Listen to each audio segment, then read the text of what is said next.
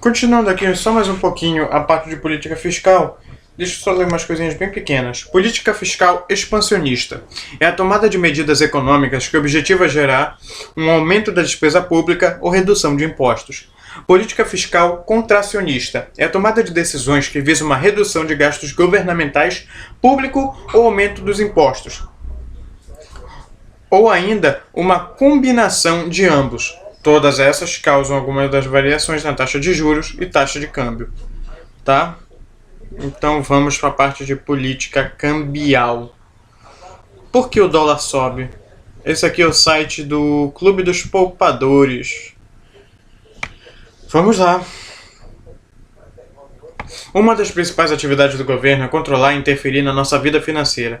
Essa interferência é chamada de política econômica, que é subdividida em política fiscal, econômica, política de renda e política externa, que se divide em política cambial e política comercial. O objetivo básico das políticas é manter a economia do país em crescimento, PIB crescente, e de forma equilibrada, claro, estável e sustentável.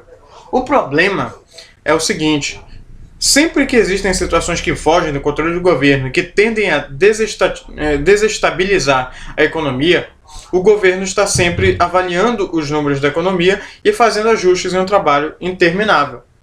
Podemos imaginar a economia brasileira como um enorme e pesado navio navegando em um mar repleto de outros navios, outros países, e as decisões que os comandantes de outros navios tomam e as mudanças imprevisíveis no ambiente estão sempre obrigando o governo a fazer ajustes na rota e na velocidade do navio através das políticas econômicas. Quanto mais competente é o governo, mais a economia avança de forma estável e sustentável, sem desequilíbrios, sem sustos e sem riscos.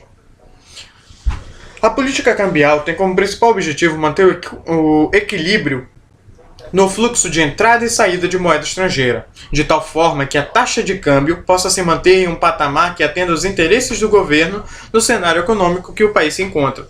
Existem momentos que o governo adota medidas para valorizar o real. O dólar fica mais barato. Existem momentos em que o governo adota medidas que desvalorizam o real. O dólar fica mais caro.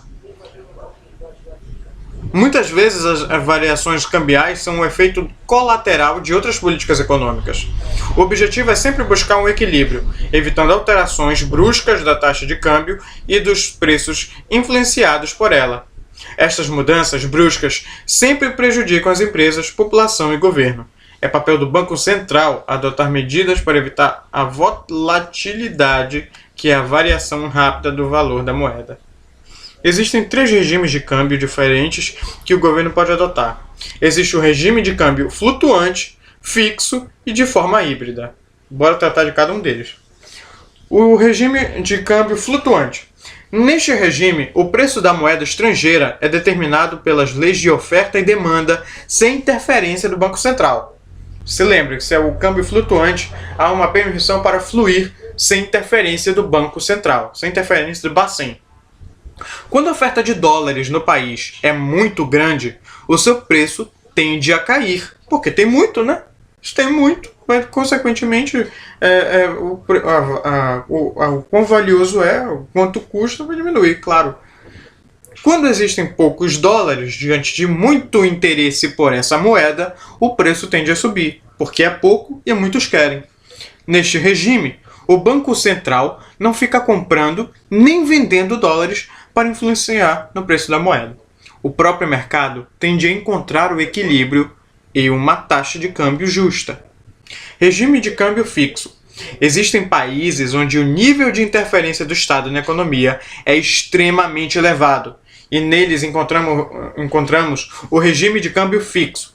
Neste tipo de regime, o Bacen está sempre comprando e vendendo dólares para evitar a variação de seu preço. Para utilizar o câmbio fixo, é necessário que o país tenha uma grande reserva de dólares. Quando falta dinheiro, o país se vê obrigado a pedir empréstimos internacionais, já que não pode imprimir dólares. Aí vai lá e se dá mal com a FMI. Valeu! Argentina, não? Ninguém? Tô brincando. Forma híbrida. É mistura de câmbio fixo e flutuante. Entre 1994 e 1999, o Brasil utilizou o regime híbrido através das chamadas bandas cambiais. O governo estabelecia um valor mínimo e um valor máximo para o dólar e deixava o preço flutuar dentro desta faixa. O Banco Central intervia no câmbio, comprando ou vendendo dólares, quando o preço da moeda ultrapassava o piso ou o teto estabelecido por ele. Depois de 1999, o governo parou de estabelecer preços mínimos e máximos para o dólar, só que não deixou de intervir. Para atender os objetivos da política econômica adotada pelo governo, as intervenções podem ocorrer a qualquer momento. Alguns chamam esse regime híbrido de câmbio flutuante sujo, dirty float, flutuante com intervenções. Ou seja, ele pode até fluir, mas em certos momentos desse fluxo pode haver intervenções sim. Com isto, ficou muito mais difícil prever o futuro do dólar, já que não sabemos a força com que o governo entrará no mercado comprando ou vendendo dólares, tentando influenciar no preço da moeda. Tá, aqui tem um gráfico que, pelo amor de Jesus Cristo, isso aí é o efeito Lula. Dólar dispara diante das incertezas provocadas pela possível eleição do Lula. Quem gosta daquele cara, né? Brincadeira. Fim do câmbio fixo, início do regime de câmbio flutuante durante o governo de Fernando Henrique, crise mundial de 2008 e rejeição de Dilma e primeiro governo de Dilma. Tá legal. Olha, esse site aqui é o Política Cambial. Por quê? Porque o que, rapá? Por que o dólar sobe? Acho bom vocês procurarem porque ele incrivelmente fala de uma maneira simples. Mas porque tem uns caras aqui que eles não falam de uma maneira simples. Mas bora continuar. Deixa eu ver se ainda dá pra continuar aqui no vídeo. Não, vou cortar. Bora lá.